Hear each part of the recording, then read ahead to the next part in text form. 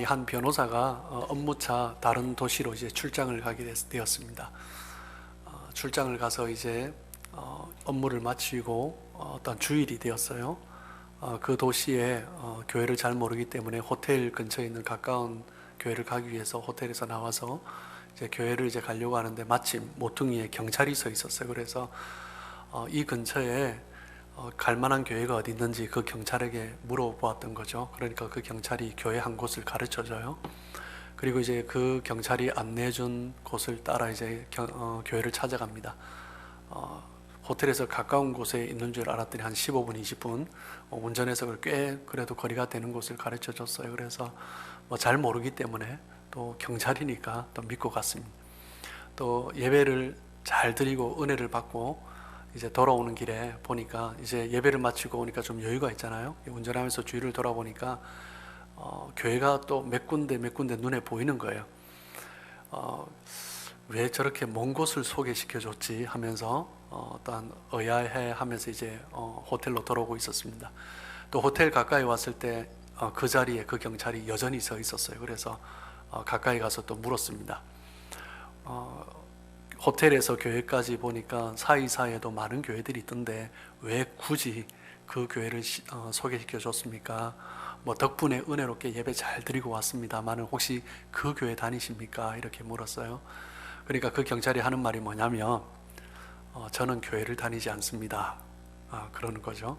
그러면서 하는 말이 제가 근무하면서 교회 다니는 사람들을 보니까 그 교회에서 나오는 사람들이 얼굴이 제일 밝았습니다. 예, 그러는 거예요. 그러니까 자기가 보니까 그 교회는 괜찮은 것 같아요. 그래서 소개시켜 준 거죠. 예수를 믿는 사람은 교회를 다니는 사람은 그 얼굴 가운데 기쁨이 있어야 됩니다. 세상 사람들은 저 사람이 교회를 다니면 그 사람의 삶의 모습을 봅니다. 그 사람의 얼굴을 봐요.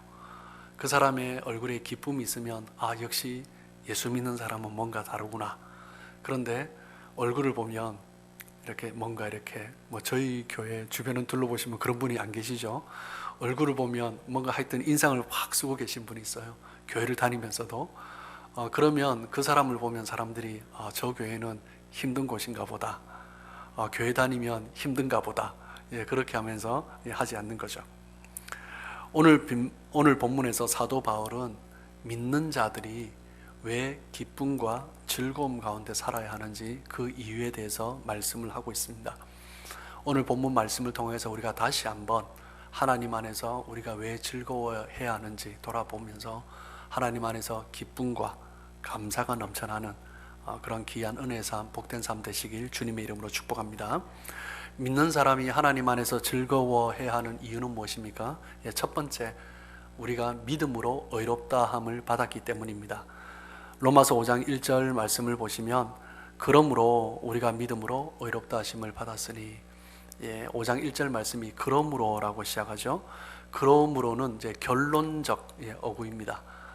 결론적 어구라는 의미는 그 앞에 있는 내용을 결론을 내린다라는 거죠. 그 앞에 내용이 무엇입니까? 로마서 4장의 내용을 보면 아브라함이 하나님 앞에서 의롭다함을 받은 이야기입니다. 아브라함이 어떻게 하나님 앞에 의롭다함을 받았습니까? 행위로 받았습니까? 할례를 행함으로 받았습니까? 아니죠. 오직 믿음으로 의롭다함을 받았습니다. 저희들이 같이 나누었지만 아브라함의 삶의 모습을 보면 참 남자로서도 부끄러운 삶을 보인 적이 너무나 많고, 그리고 하나님을 의지하면서 오면서도 여전히 아버지를 떠나지 못하고, 그리고 가나안 땅에 왔음에도 눈에 보이는 것이 만족스럽지 않자 애굽으로 가기도 하고 그런 모습이 있었습니다. 어떻게 보면 참 신실하지 않았던 모습이 여전히 있었던 것입니다. 그런데 하나님께서 아브라함을 의롭다라고 말씀하신 것은 무엇이냐면 그 마음의 믿음 때문이죠. 하나님을 향한 믿음, 그 믿음이 있었기 때문에 행위가 아니라 그 삶의 모습이 아니라 하나님을 신뢰하는 마음이 있었기 때문에 하나님은 의롭다라고 하신 것입니다. 여러분, 믿음이 무엇입니까? 믿음은 히브리어 아만에서 시작되었다라고 했죠. 아만, 하나님 앞에 나를 맡기는 것입니다. 신뢰하는 것입니다. 어린 아기가 유모에게 몸을 맡기듯이 하나님께 나를 맡기는 것입니다. 그것이 바로 믿음인 것입니다. 아브라함의 모습을 보면 너무나 연약한 부분이 많지만 결정적일 때 아브라함은 하나님께 맡기고 또 하나님께서 보여주시는 것을 따라 가는 것을 우리는 볼 수 있습니다. 아브라함을 통해서 우리가 보는 것은 믿음은 행위가 아니라, 믿음은 어떤 우리의 외적인 모습이 아니라 내면의 모습으로 하나님께서 의롭게 여기신다라는 거죠. 우리는 믿기만 하면 하나님의 자녀로 부름을 받을 수가 있습니다. 우리가 너무나 잘 아는 말씀, 요한복음 3장 16절 말씀, 우리 같이 한번 또 암송하시고 한번 읽어보겠습니다. 자, 시작. 하나님이 세상을 이처럼 사랑하사 독생자를 주셨으니 이는 그를 믿는 자마다 멸망하지 않고 영생을 얻게 하려 하심이라.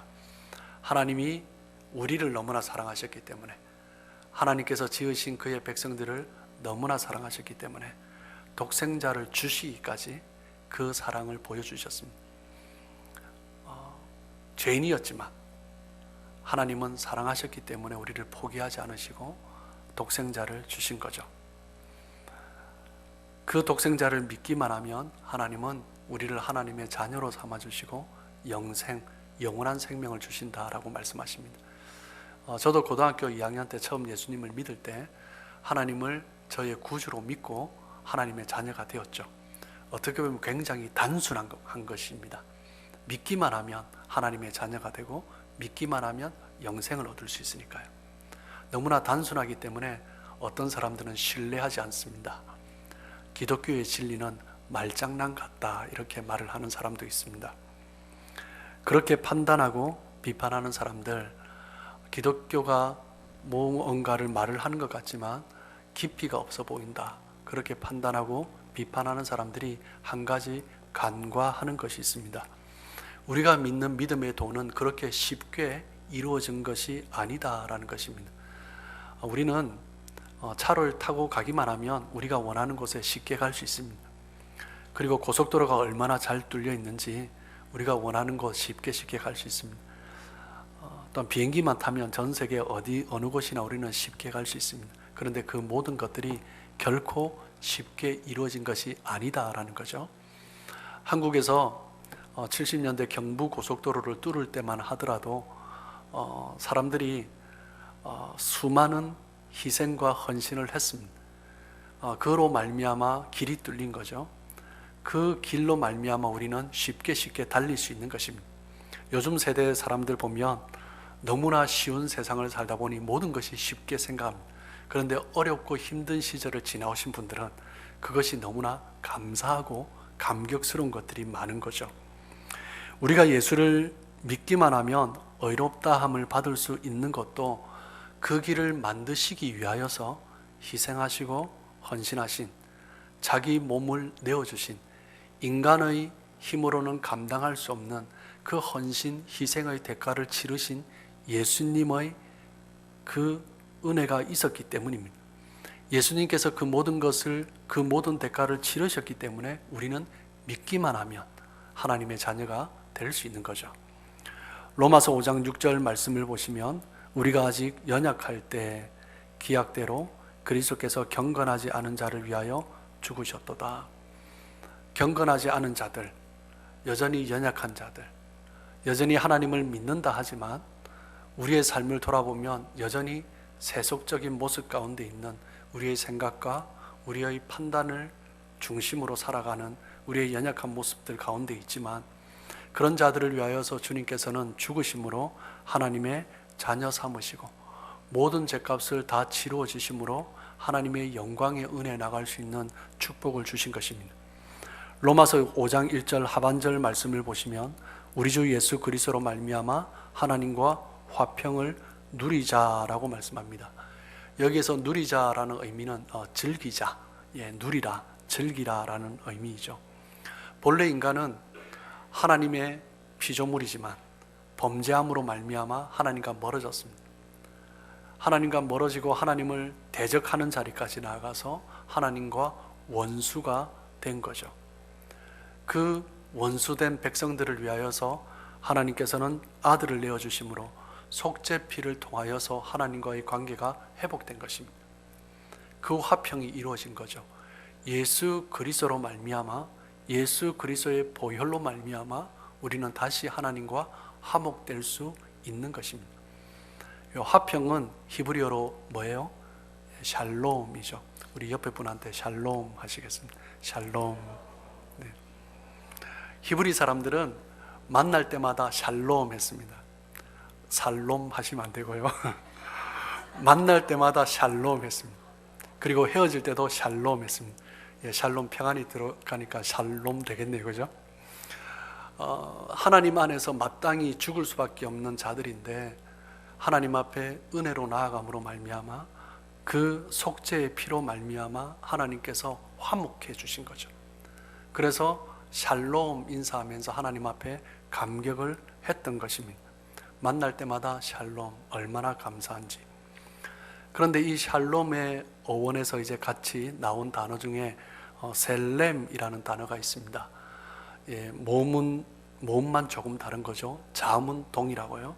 셀렘이라는 단어가 있는데 이 셀렘의 뜻은 화목제물이라는 뜻입니다. 그리고 살롬과 같은 단어 중에 이제 실렘이라는 단어가 있습니다.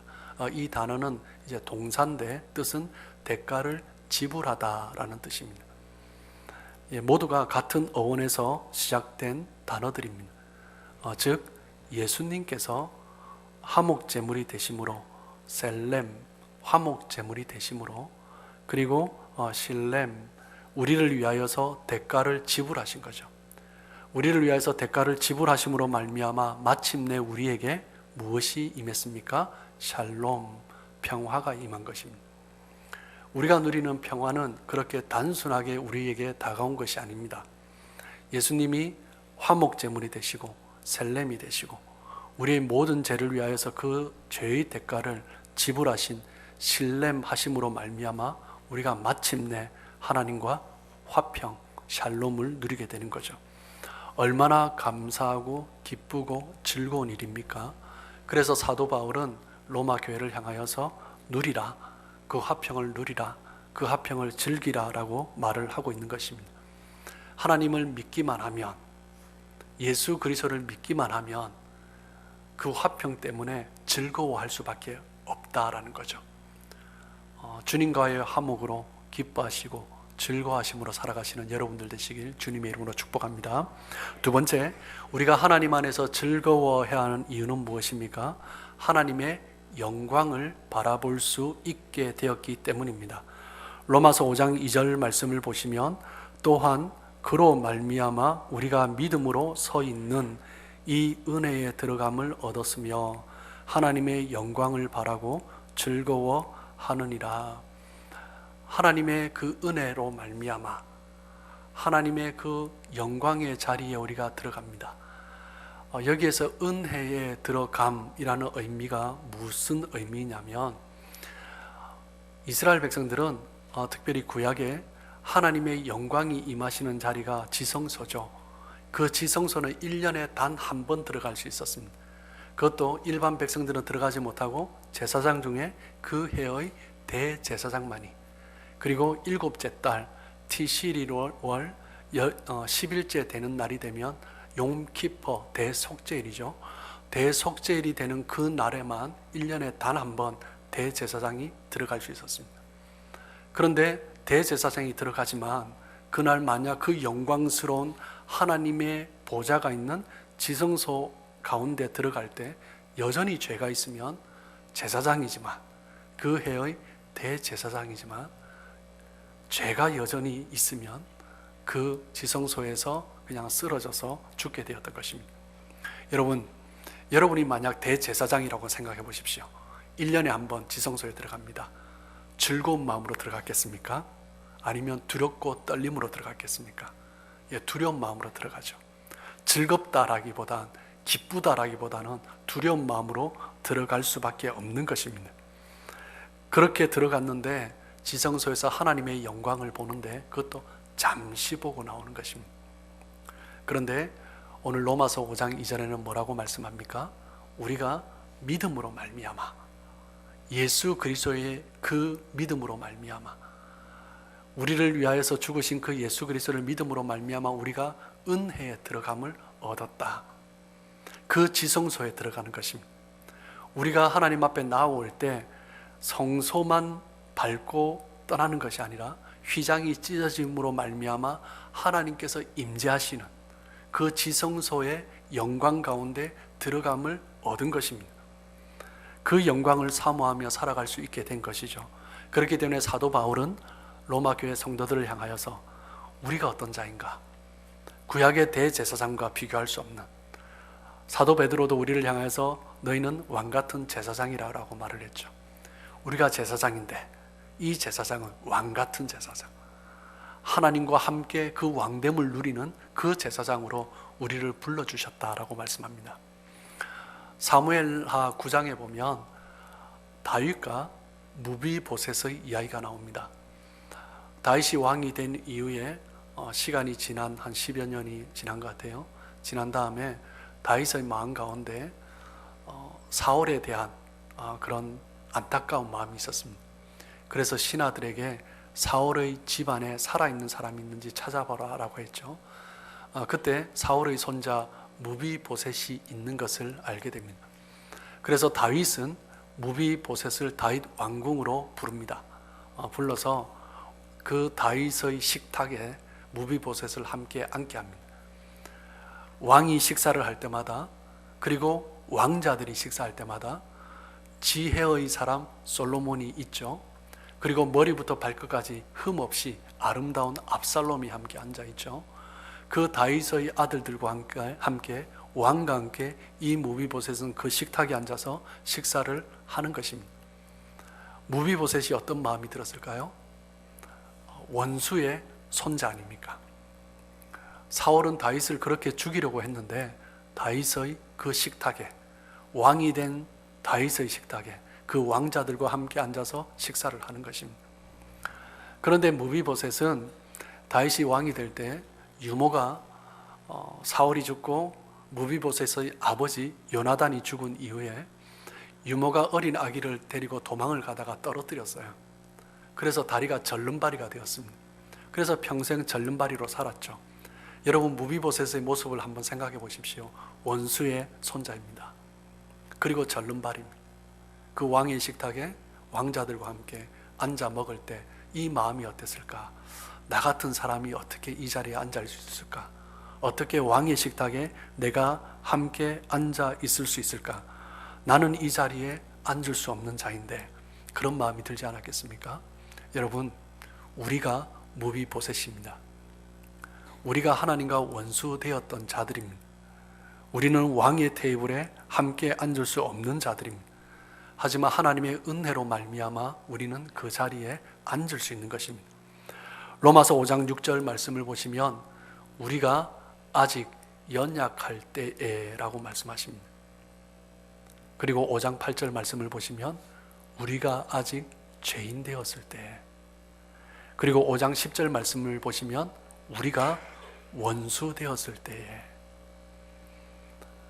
우리가 여전히 연약한 가운데 있지만, 우리가 죄인이지만, 아니 나아가 하나님을 대적하고 하나님을 향하여서 원망하고 불평하고 하나님과 원수된 자리까지 나아갔던 자들이지만, 하나님께서는 우리를 위하여서 독생자 예수를 주심으로 말미암아 그 모든 죄에서 우리를 깨끗이 씻어주시고 죄 없다 하시고 하나님과 화목하게 해주신 것입니다. 그 화목을 누리도록 우리에게 은혜를 주신 거죠. 우리가 어떻게 그 하나님과 화목할 수 있습니까? 어떻게 하나님의 테이블에, 그 왕의 테이블에 우리가 어떻게 함께 앉을 수 있습니까? 우리는 여전히 연약한 자고, 여전히 죄인이고, 여전히 마음 가운데 하나님과 원수된 그 모습, 본성, 성품이 가득한 삶의 모습인데 우리가 어떻게 왕의 테이블에 앉을 수 있겠습니까? 만왕의 왕 대신 예수 그리스도께서 우리를 위하여서 자기 몸을 내어주심으로 우리의 모든 죄를 대신하여 그 대가를 치르심으로 말미암아 우리를 왕의 테이블에 초대해 주신 것입니다. 하나님과의 화목은 우리를 하나님의 자녀 삼아 주시고 하나님의 아들로, 하나님의 왕자로, 공주로 우리를 불러주신 것입니다. 나아가 하나님과 함께 그 만찬을 누리도록 하나님과 함께 앉을 수 있는 특권까지 주신 것입니다. 그렇기 때문에 우리가 하나님 앞에서 즐거워하는 것입니다. 하나님 앞에 기뻐하는 것입니다. 하나님과 그 화목함, 무비보셋의 그 마음을 가지고 우리가 이 자리에 앉을 수 있는 것만으로도 얼마나 감격이고 기쁨인지, 그렇기 때문에 하나님 앞에 감사하고 즐거워하는 거죠. 오늘 본문에서 우리가 또한 하나님 안에서 즐거워해야 되는 이유, 세 번째 이유가 무엇입니까? 환난 속에서도 소망을 주시기 때문입니다. 로마서 3장 5장 3절 4절 말씀, 우리 한 목소리로 같이 한번 읽어보겠습니다. 자, 시작. 다만 이뿐 아니라 우리가 환난 중에도 즐거워하나니 이는 환난은 인내를, 인내는 연단을, 연단은 소망을 이루는 줄 알미로다. 환난 중에도 우리가 즐거워할 수 있는 것은 무엇 때문입니까? 소망이 있기 때문입니다. 그 소망 때문에 우리는 하나님 안에서 기뻐하고 즐거워하는 거죠. 환난 중에도 즐거워하나니, 환난 중에도 오히려 즐거워한다라고 사도 바울은 고백하고 있습니다. 여기서 즐거움은 기쁘다, 즐겁다, 그런 의미만 말을 하는 것이 아니라 카오카오마이라는 이 단어는 가슴 벅차 오르는 것을 견딜 수 없어서 외치다, 드러내다, 그런 의미가 있습니다. 무엇을요? 환난 가운데서, 환난 가운데서 즐거움을 견딜 수 없어서 자랑하는 거죠. 이 말이 되는 소리입니까? 사도 바울은 그렇다라고 이야기를 합니다. 환난이 있지만 하나님께서 그 환난을 통해서 인내하게 하시고 그 인내를 통해서 연단하심으로 말미암아 하나님의 그 영광의 자리에 함께 할 수 있는 소망을 주시기 때문에 환난이 오면 기쁘고 즐겁고 자랑할 만하다라는 거죠. 너무나 즐거워서 견딜 수 없는 즐거움, 기뻐하고 노래하고 춤추지만 그것만으로도 만족이 안 돼서 다른 사람들에게 가서 외치고 자랑하는 그 즐거움, 그것이 바로 사도 바울이 말을 하고 있는 즐거움입니다. 사도 바울의 사역은 만만치 않았습니다. 그가 짊어진 짐은 정말 만만치 않은 것이었습니다. 인간적인 관점에서 보면 사도 바울의 삶은 그냥 고난의 삶이었습니다. 감옥에 들어갔다 나오기를 수없이 했고, 매를 맞는 것을 수없이 했고요, 태장도 맞았고, 또 배가 파손되기도 하고 엄청난 고난을 받았고, 또 어떤 곳에서는 매 맞아서 사람들이 보니까 죽었어요. 그래서 죽었다 하고 성 밖으로 내던졌습니다. 그때 이제 제자들이 함께 와서 기도할 때 또 다시 기적적으로 살아나는 그런 일도 경험했죠. 사도 바울이 당한 고난을 보면 우리가 아무리 어렵게 산다, 고난 가운데 산다 할지라도, 아무리 어렵고 힘든 삶을 사는 사람이라 할지라도 사도 바울이 경험했던 그 고난과 그 어려움에 비교할 사람이 있겠습니까? 그럼에도 불구하고 사도 바울은 즐거워하고 기뻐한다라고 고백합니다. 빌립보서 4장 10절 말씀을 보시면, 빌립보서는 사도 바울이 감옥에 있을 때 쓴 편지죠. 뭐라고 고백합니까? 내가 주 안에서 크게 기뻐함은. 사도 바울이 지금 어디에 있어요? 감옥에 있어요. 감옥에 있으면 어떻게 해야 됩니까? 원망하고 불평하고 걱정하고 근심해야 되는데, 내가 주 안에서 기뻐함은, 그냥 기뻐하는 것도 아니고 크게 기뻐함은, 너희가 나를 생각하던 것이 이제 다시 싹이 남이니 너희가 또한 이를 위하여 생각은 하였으나 기회가 없었느니라. 내가 주 안에서 크게 기뻐하면 너희에게 다시 복음의 싹이 나고 있기 때문입니다. 너희에게 다시 그 복음의 싹이 나고 있다는 것이 얼마나 기쁜지, 너희가 생각은 하였으나 기회가 없었기 때문이다. 이제는 기회가 있다. 하나님의 복음의 능력이 너희에게 드러날 줄 믿는다. 그것을 바라보면서 내가 얼마나 기쁜지 모르겠다. 지금 사도 바울은 빌립보 교회 성도들 가슴 속에 복음의 능력의 씨앗이 다시 솟아오르는 것을 기대하면서, 그것을 통해서 하나님께서 일하실 것을 기대하면서 기뻐하고 있는 것입니다. 그 기쁨이 흘러넘치는 거죠. 크게 기뻐한다. 너무나 기쁜데 너희들도 또한 나처럼 기뻐했으면 좋겠다. 지금 사도 바울은 빌립보 교회 성도들에게 지금 도전하고 격려하고 있는 것입니다. 여러분이 이것이 그리스도인의 모습입니다. 그리스도인은 기뻐하는 사람입니다. 그리스도인은 즐거워하는 사람입니다. 하나님이 주신 그 소망을 바라보며 우리에게 주신 영적인 은혜를 기대하며 기뻐하고 즐거워하는 거죠. 요한복음 4장에 보면 수가성 여인이 나옵니다. 이 수가성 여인은 어떤 여인입니까? 남편이 5이나 있었던 여인입니다. 그리고 지금은 다른 남자랑 살고 있습니다. 다른 남자랑 살고 있는데 그 남자는 아직 남편이 안 된 사람이에요. 그냥 같이 사는 사람입니다. 그 사람과 마음을 함께 나눌 수 있었겠습니까? 아니요, 그렇지 못했던 것 같습니다. 너무나 그 삶이 부끄럽고 힘들었고, 그렇기 때문에 이 수가성 여인은 낮 12시 정오에 다른 사람이 아무도 다니지 않는 그 팔레스틴 사막 지역에 낮 12시가 되면 물을 길러 왔습니다. 사람이 없기 때문이죠. 이 여인은 너무나 고독한 여인이었습니다. 자신의 마음을 나눌 수 있는 사람이 없었습니다. 그렇기 때문에 이 여인은 그런 갈급한 가운데, 고독 가운데, 인간적 고독 가운데 그렇게 살아갔던 것입니다. 이 수가성의 여인의 이야기는 남의 이야기가 아닙니다. 이 시대를 살아가는 많은 그리스도인들, 고독 가운데 살아가는 그리스도인들, 바로 그들의 이야기인 거죠. 인간은 죄를 지음으로 말미암아 고독해졌습니다.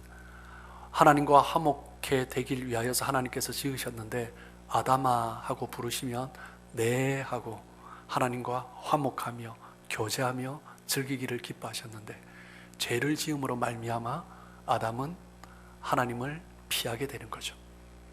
그리고 다른 사람을 향하여서, 하나님이 지으신 여인을 향하여서 책임 전가를 하는 것입니다.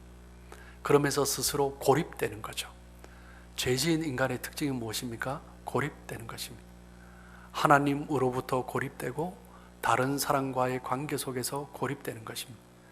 이 시대 많은 사람들이 고독 가운데 살아갑니다. 인간은 그 죄를 지은 그 인간은 근본적으로 고독 가운데 살아가는 거죠. 수가성 여인의 고독은 영적인 것이었습니다.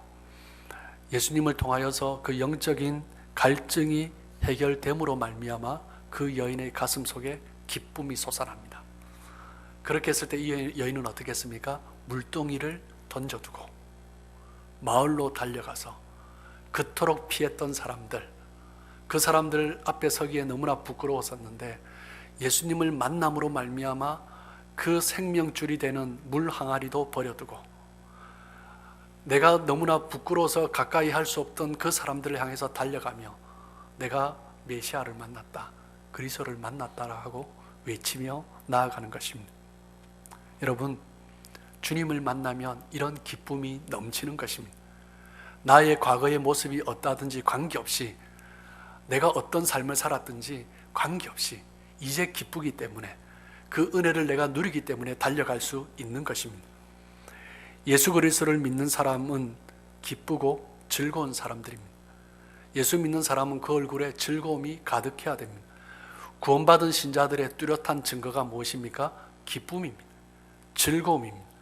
내가 구원받았는가 받지 않았는가, 나는 지금 구원의 자리에 서 있는가 그렇지 못한가, 여러 가지 기준이 있지만 가장 뚜렷한 기준 가운데 하나는 기쁨입니다. 무엇 때문에요? 성령의 열매가 기쁨이기 때문입니다. 성령의 열매가 희락이기 때문입니다. 기쁨은 예수 믿는 사람들에게 있어서 필수적인 조건입니다. 여기에서 말하는 기쁨의 감정은 세상에서 경험할 수 없는 거죠.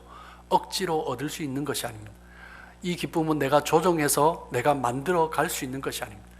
안달한다고 해서 얻어지는 것도 아닙니다. 이 기쁨은 위에서부터 주어지는 것입니다. 위에서부터 주어지기 때문에, 위에서부터 쏟아지는 것이기 때문에 흘러 넘치는 거죠. 로마서 5장 5절 말씀을 보시면, 소망이 우리를 부끄럽게 하지 아니함은 우리에게 주신 성령으로 말미암아 하나님의 사랑이 우리 마음에 부음받음이니. 하나님의 사랑이 부음받음이니. 작년 저희 교회의 표였죠. 하나님께서 부어주시면 넘치는 것입니다. 감당할 수 없는 거죠. 하나님으로부터 오는 기쁨, 하나님으로부터 오는 그 소망은 부어지는 것입니다. 그렇기 때문에 내가 부끄러운 삶 가운데 있었다 할지라도 하나님의 그 은혜가 임하면 수가성의 여인처럼 그 넘치는 기쁨을 주체할 수 없어서 부끄러움은 다 뒤로 하고 기쁨으로 달려가며 하나님이 어떤 분인지 증거하고 즐거워하는 것입니다. 그런데 이 세상의 많은 사람들은 거짓 기쁨을 추구하며 살아갑니다. 거짓 기쁨은 어떤 것입니까? 일시적인 것입니다. 일시적인 것이기 때문에 금방 사라지는 거죠. 한순간 아주 좋았는데 그것이 사라지면 기쁨도 함께 사라지는 것입니다. 가짜는 잠시 기쁨을 주지만 얼마 가지 않아 우리의 삶을 오히려 해롭게 하는 것입니다. 세상에서 약속하는 즐거움이 나쁜 이유는 무엇이냐면 그것으로 인하여서 진짜 기쁨을 추구하지 못하게 하기 때문입니다. 세상에서 누리는 즐거움, 기쁨, 좋은 것은 좋은 것입니다. 그런데 거기에 빠져들기 시작하면 하나님께서 주시는 그 기쁨을 기로한 채 그것만 즐기며 살아가는 것입니다. 일시적으로 누리는 기쁨을 탐닉하다 보니 진짜 기쁨을 놓치게 되는 거죠. 그것이 정말 안타까운 것입니다. 세상의 즐거움들은 결국 우리를 죄로 이끌어가는 것입니다. 세상의 기쁨은 결국 우리를 하나님으로부터 멀어지게 하는 거죠. 하나님이 주시는 참된 기쁨으로부터 멀어지게 하는 것입니다. 우리가 하나님이 주시는 그 기쁨을 누리지 못하면 세상의 기쁨에 지게 되어 있습니다. 결국 세상에 지는 거죠. 열심히 기도하지만, 열심히 봉사하지만, 그것도 중요하지만 내가 기도함으로 말미암아 내 삶 가운데 기쁨이 나타나야 되죠. 봉사함으로 말미암아, 섬김으로 말미암아 내 안에 기쁨이 나타나야 하는 것입니다. 그리스도인이 그리스도 안에서 기쁨을 누리지 못한다면 믿는 것 같지만, 봉사를 열심히 하는 것 같지만 그럼에도 불구하고 여전히 다른 기쁨을 추구하면서 살아가는 것입니다. 예수를 믿는 믿음 안에서 기쁨과 만족을 누리지 못한다면 사람들은 다른 기쁨을 찾습니다. 주일 교회에서 예배를 드리고 열심히 봉사하고 난 이후에 기쁨은 다른 데서 찾는 사람이 있습니다. 세상에서 기쁨을 찾게 되는 거죠. 가짜 기쁨을 찾는 것입니다. 가짜 기쁨을 쫓아가면 결국 그 사람의 마음은 눌림이 있는 거죠. 진짜가 아니기 때문입니다. 일시적인 기쁨을 쫓아가면 이것이 아니다라는 것을 알면서 쫓아가는 거죠. 그 마음 가운데 허무가 있고 그 마음 가운데 근심이 있는 것입니다. 그렇게 살아가는 사람이 얼마나 많습니까? 잠언 17장 22절 말씀을 보시면 마음의 즐거움은 양약이라도 심령의 근심은 뼈를 마르게 하느니라 라고 말씀합니다. 마음의 즐거움은 양약이다. 의학적으로도 증명된 이야기입니다. 그 마음에 기쁨이 있으면 이 사람은 건강한 거죠. 마음에 기쁨이 있는 사람은 보약을 먹는 것과 같다라고 말을 합니다. 그런데 심령의 근심은 뼈를 마르게 하는 것입니다. 근심이 가득하면 그 얼굴에 드러나게 되어 있습니다.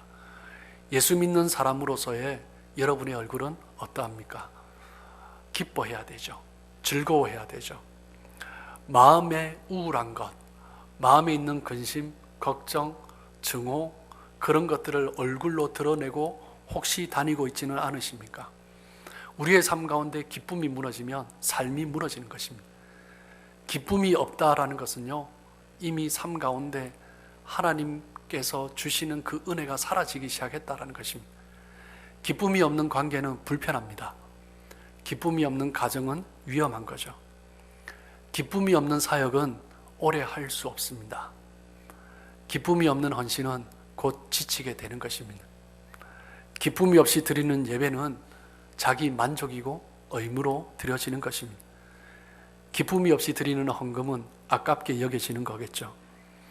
기쁨 없는 삶을 살면 결국 그 마음에, 그 육신에 질병을 일으키게 되는 것입니다. 기쁨이 없이 살아가면 없던 문제도 만들어 가는 거죠. 사람들은 기쁨을 찾습니다. 사람들이 찾는 사람은 기쁘고 즐거운 사람입니다. 기쁘고 즐거워하는 사람에게 주변의 사람이 모이게 되어 있습니다. 사람들은 기쁨이 있는 것을 찾습니다. 기쁨이 있는 사람을 좋아합니다. 기쁨이 있는 사람, 그 마음 가운데 즐거움이 흘러넘치는 사람, 그 사람을 향해서 뭐라고 합니까? 매력적인 사람이다 라고 합니다. 잘생기고 못생기고의 문제가 아니라 그 마음 가운데 흘러나오는 기쁨, 즐거움이 있으면 매력이 있습니다. 부모의 얼굴에 기쁨이 있으면 자녀에게도 기쁨이 있습니다. 부모가 근심 걱정하면 자녀도 근심 걱정합니다. 부모가 우울하면 가족이 다 우울합니다. 그 가족 가운데 누군가가 우울증을 앓는 사람이 한 사람이라도 있다면 그 우울함이 가족에게 함께 전염되는 것입니다. 정도가 차이가 있을 뿐이지만 그 영향력이 가족들에게 다 미치는 것입니다.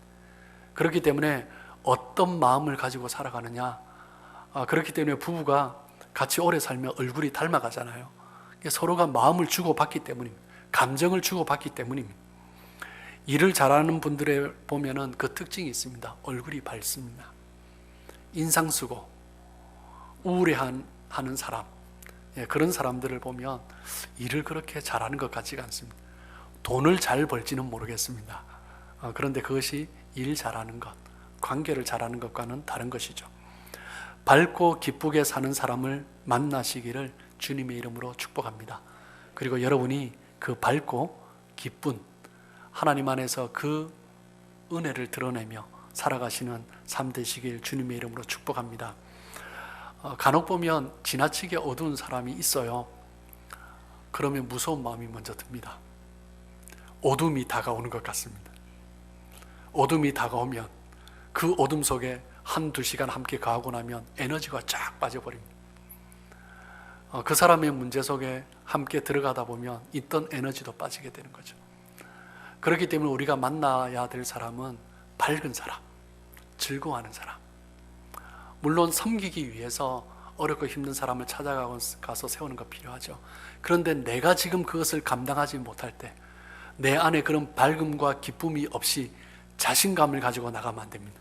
같이 우울해집니다. 같이 어두워집니다. 로마서 5장 11절 말씀을 보시면 그뿐 아니라 이제 우리로 화목하게 하신 우리 주 예수 그리스도로 말미암아 하나님 안에서 또한 즐거워하느니라. 하나님 안에서, 이 말이 중요합니다.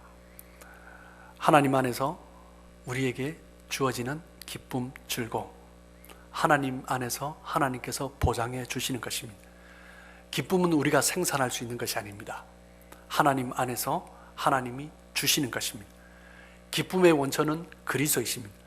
그리스도 안에 있을 때 고갈되지 않는 기쁨을 누릴 수 있는 거죠.